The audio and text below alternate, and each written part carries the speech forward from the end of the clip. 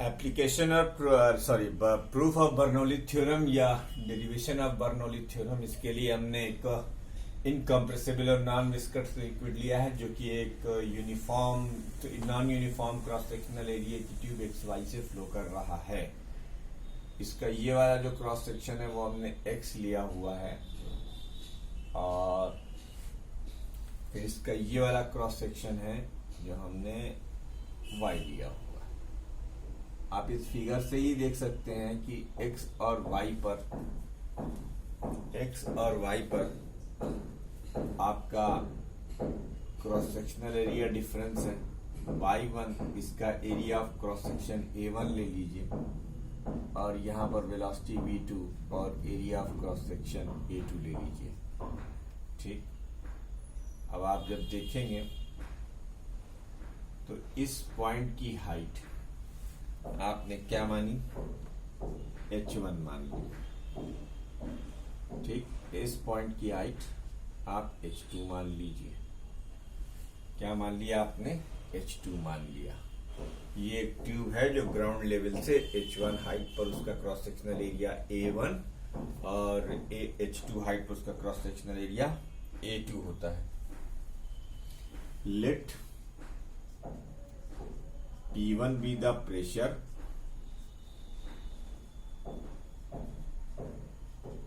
and V1 be the velocity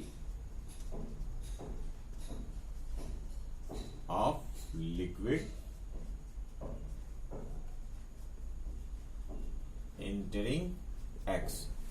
X जो liquid inter कर रहा है हमने उसकी वेलोसिटी V1 मानी है और वहां पर प्रेशर क्या माना है, P1 माना है। ठीक, अब ये जो लिक्विड इंटर करेगा, सपोज कीजिए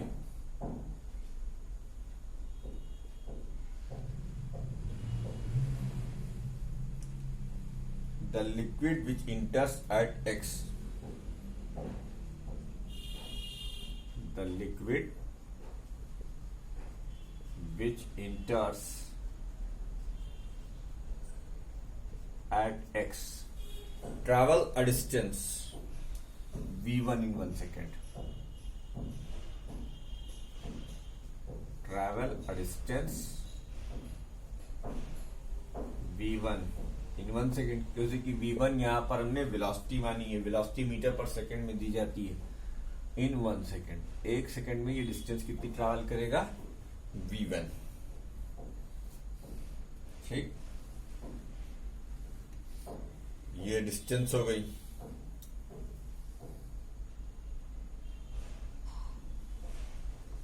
on this entering liquid, on this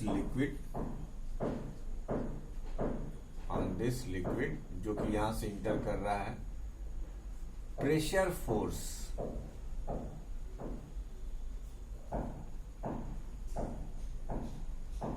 P1 into A1, ये है pressure force. Pressure force P1 V1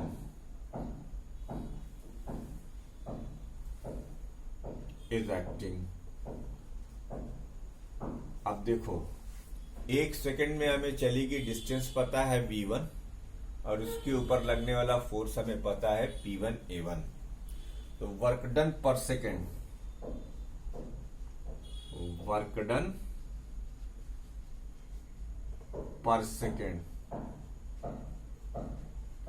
on the liquid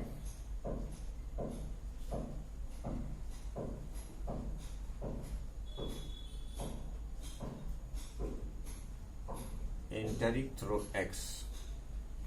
इसकी वैल्यू होगी फोर्स इंटू डिस्प्लेसमेंट। तो बेटा फोर्स यहां पर P1 A1 है,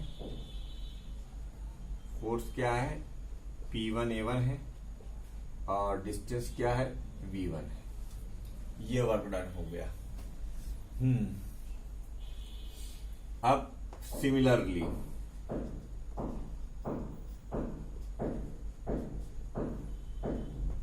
the liquid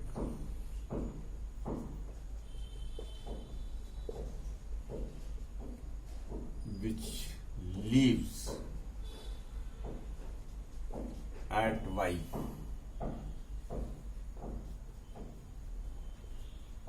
travel a distance v2 in 1 second.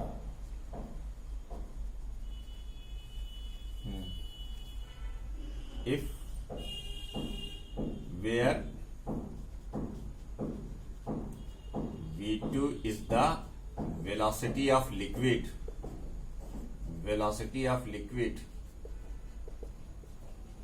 leaving y.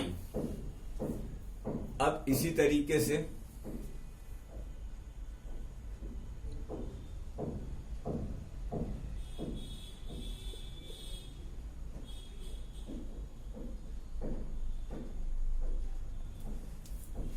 On the same line of discussion हम लोग एक चीज और करेंगे. क्या? If P2 is pressure at y, if P2 is pressure at y, then pressure force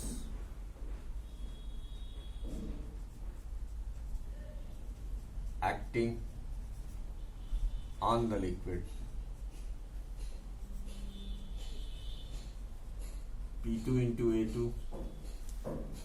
ठीक. तो work done per second on the liquid leaving through y. Work done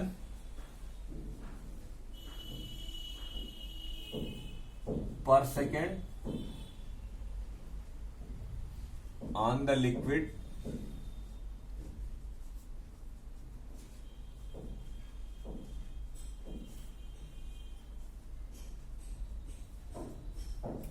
living through y. y से जो liquid leave कर रहा है उसका work done. If P2 is the pressure on at y, the pressure force acting on the liquid is P2A2, then the work done per second on liquid leaving through y. W की value जो होगी, इसको W1 मान लो, इसको W1 मान लो, इसी तरीके से इसको W2 मान लो. W2 क्या हो जाएगा? P2A2 into V2. P2A2 into V2. तो नेट वर्क डन क्या हो जाएगा बेटा? नेट वर्क डन ये हो जाएगा work done in entering minus work done in leaving. ठीक. तो ये क्या हो जाएगा? Net work done on the liquid.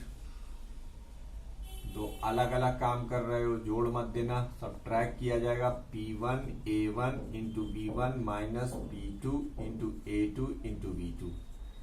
ठीक. ये आ गया आपका नेटवर्क डन. क्या आ गया बेटा? आपका नेटवर्क डन. तो from the equation of continuity, from the equation of continuity,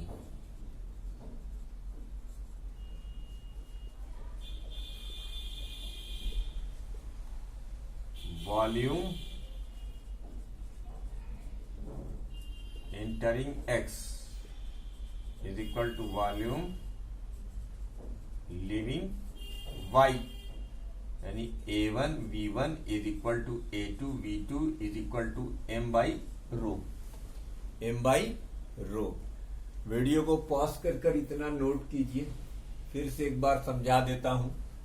हमने एक non uniform cross sectional tube ली है जिसके एक सिरे का area of cross section A1 है और वहां से इंटर करने वाले लिक्विड की वेलोसिटी V1 है. उसी तरीके से हमने एक और एरिया ऑफ क्रॉस सेक्शन उसका कंसीडर किया y, जहां से लिक्विड लीव करता है, उसका area of cross section A2 और वेलोसिटी V2 है. मान लीजिए एक क्रॉस सेक्शन x की हाइट h1 और क्रॉस सेक्शन y की हाइट h2 है. अब सपोज करते हैं कि x क्रॉस सेक्शनल एरिया पर प्रेशर P1 है और यहां से इंटरिंग लिक्विड की वेलोसिटी V1 है. तो फिर P1 की वजह से इस पोर्शन में एक्ट करने वाला फोर्स P1 A1 होगा. ठीक. और V1 वेलोसिटी से 1 सेकंड में वो जो डिस्टेंस चलेगा वो V1 होगी. इसलिए यहां से लिक्विड को इंटर कराने में हम जो वर्क डन करेंगे वो फोर्स इंटू डिस्प्लेसमेंट यानी P1A1V1 हो जाएगा। उसी तरीके से मान लीजिए कि ये y cross sectional area H2 height पर है, यहाँ पर प्रेशर P2 है और लीव करने वाले लिक्विड की वेलोसिटी V2 है और area of cross section A2 है। तब यहाँ से लीव करने वाले लिक्विड के लिए वर्क डन निकालने के लिए सबसे पहले हमें डिस्टेंस ट्रैवल्ड इन 1 सेकंड निकालना होगा जो कि V2 होगी, और यहाँ एक्सर्ट होने वाला प्रेशर फोर्स P2A2 होगा। तो अब work done on the liquid leaving through y जो है वो P2A2V2 हो जाएगा। नेट वर्क डन की वैल्यू P1A1V1 माइनस P2A2V2 होगा। अब from the equation of continuity volume entering x is equal to volume leaving y, that is A1V1 is equal to A2V2 m by rho. बच्चों हम थोड़ी थोड़ी सी जगह मिटाते जाएंगे और आपको ये इक्वेशन प्रोसीड करते जाएंगे, क्योंकि अभी ये लंबा मामला है और इसको हम नहीं मिटा सकते। तो कृपया वीडियो को पॉज कर इतना सब कुछ नोट कर डालें। अभी धीरे धीरे मिटाएंगे ताकि आपको समझ में आता रहे। देखिए इसके बाद का स्टेप अब हम यहाँ लिख रहे हैं। क्या है स्टेप हमारा? तो आप देख सकते हैं कि ये जो नेट वर्क डन है, नेट वर्क डन में A1V1 की जगह और A2V2 की जगह हम m बाई रो लिख सकते हैं। तो नेट वर्क डन आप लिख सकते हैं, नेट वर्क डन आप लिख सकते हैं, सीधे सीधे लिख सकते हैं net work done, net work done आप लिख सकते हैं,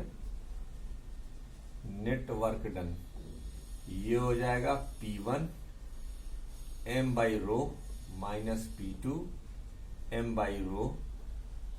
बाई रो कॉमन आया, P1 माइनस P2 हो गया। ठीक, P1 माइनस P2 हो गया। अब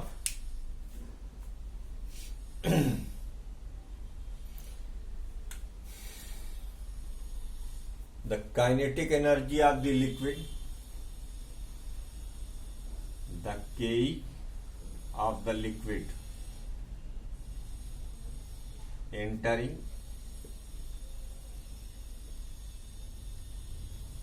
X, यहां से इंटर करने वाले लिक्विड की काइनेटिक एनर्जी क्या होगी भाई?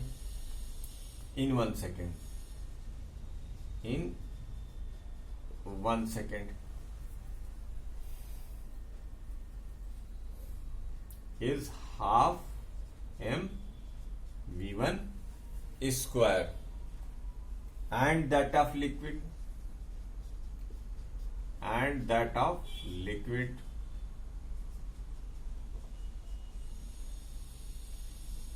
leaving y is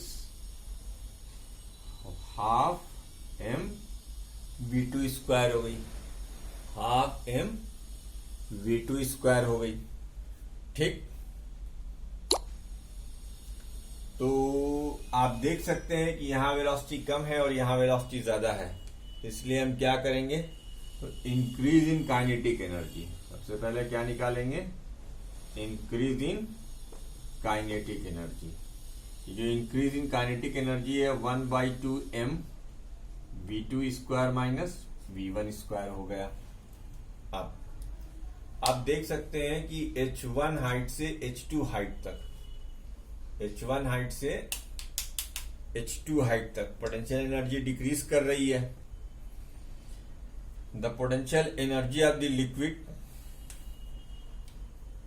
the potential energy, कलम बदल देते हैं, the potential energy of the liquid, the PE of liquid eight height H1 is mgH1 and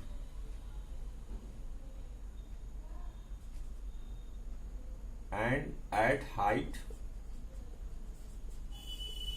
H2 is mgH2। तो अब पोटेंशियल एनर्जी में क्या होगा? The decreasing potential energy of the liquid. अब बेटा ये 2 स्टेप हो गया।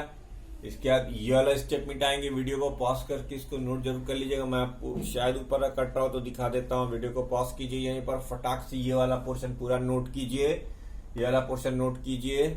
उसके बाद हम आगे बढ़ते हैं। अब देखिए, अब डिक्रीज इन पोटेंशियल एनर्जी निकाला जाएगा। डिक्रीज इन पोटेंशियल एनर्जी तो है कुछ नहीं, वर्क डन निकाला गया, काइनेटिक एनर्जी का इंक्रीज निकाला गया और डिक्रीज इन पोटेंशियल एनर्जी निकाला जाएगा। Decrease in potential energy, decrease in potential energy, ये हो जाएगा mgh1 minus h2, mgh1 minus h2, h1 minus h2। तो net increase in the energy of the liquid. अब net energy, net increase in the energy of the liquid.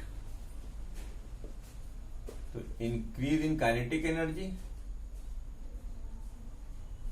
Increase in KE minus decrease in PE, increase in KE minus decrease in PE. Increase in KE क्या है भाई?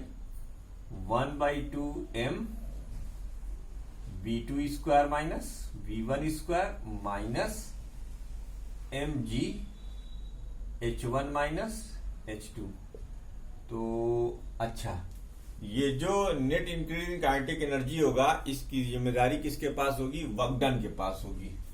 तो according to law of conservation of energy, according to law of conservation of energy, conservation of energy, net work done, जो हमने ये निकाला है, net work done is equal to increase in energy. अब इसकी जरूरत नहीं है, अब इसको हम मिटाएंगे। तो इसको जब हम मिटाएंगे तो हमारा प्रूफ आ जाएगा। ये मिटा दे रहे हैं। अब इसके बाद आपने वीडियो को पॉज करके नोट कर ही लिया होगा। ये डेरिवेशन, ये पूरा सपोजिंग प्रपोजिंग सब मिटा दिया। तो net work done increase in kinetic energy. तो नेटवर्क डन क्या है भाई? ये है m/ρ times P1 minus P2 is equal to half of m v2 square minus v1 square minus times mg h1 minus h2। तो m सब जगह से आपको कटता हुआ दिख रहा? तो बिल्कुल दिख रहा। आपने लिखा P1 minus P2 half of rho v2 square minus half of rho v1 square minus mgh1 और प्लस mgh2। तो ये हो गया P1 plus half of rho v1 square plus rho gh1 is equal to P2 plus half of rho v2 square plus rho gh2। इसका मतलब P plus half rho v square plus rho gh is equal to constant. ये Bernoulli theorem की proof हो गई। तो पहले हमने क्या निकाला? पहले हमने नेटवर्क डन निकाला। नेटवर्क डन के बाद, नेटवर्क डन निकालने के बाद इंक्रीज इन काइनेटिक एनर्जी निकाला, फिर डिक्रीज इन पोटेंशियल एनर्जी निकाला, net change in kinetic energy, और फिर law of conservation of energy लगा दिया। तो ये बर्नौली थ्योरम की प्रूफ हो गई। बस आप ये प्रूफ याद रखिए। उसके बाद इसमें एक एप्लीकेशन है Venturi meter. Venturi meter is a device used to measure, Venturi meter is a device used to measure the flow of liquid at any flowing liquid. वो भी हम आपके लिए कर दे रहे हैं, लेकिन उसके लिए एक और वीडियो ठीक, आप जरा से इधर का शायद कट रहा है, तो ये भी वीडियो को पॉज कर पूरा नोट कर लीजिए। ये वीडियो में अब हम कुछ नहीं करेंगे क्योंकि वेंचुरी मीटर थोड़ा टाइम लेगा, वेंचुरी मीटर थोड़ा टाइम लेगा, और अगले चैप्टर अगले उसमें हम आपको बता देंगे। ठीक है।